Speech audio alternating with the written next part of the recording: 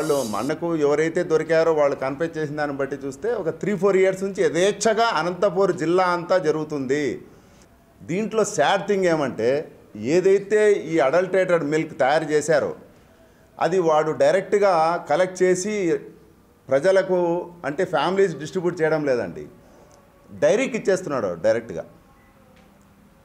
ఆ డైరీకి ఇవ్వడం వల్ల ఏమవుతుంది, డైరీ వాళ్ళు ప్రాసెస్ చేసి మళ్ళీ దాన్ని ప్యాకెట్ల రూపంలోనో బాటిల్స్ రూపంలోనో మళ్ళీ ప్రజలకే చేరుతూ ఉంది. అంటే ఇక్కడ అఫెక్టెడ్ ఫ్యామిలీస్ దీనివల్ల చాలా పెరిగాయి.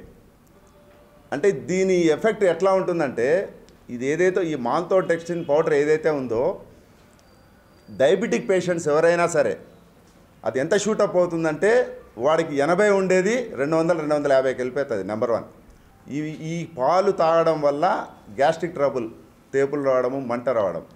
ఆల్రెడీ అతని గ్యాస్ట్రోఎంటరిటిస్ ఉంది అనుకోండి, వాడికి అల్సర్ ఫామ్ అవుతుంది. వాడికి ఆల్రెడీ అల్సర్ పేషెంట్ అనుకోండి, స్లోలీ టర్న్స్ ఇంటూ క్యాన్సర్.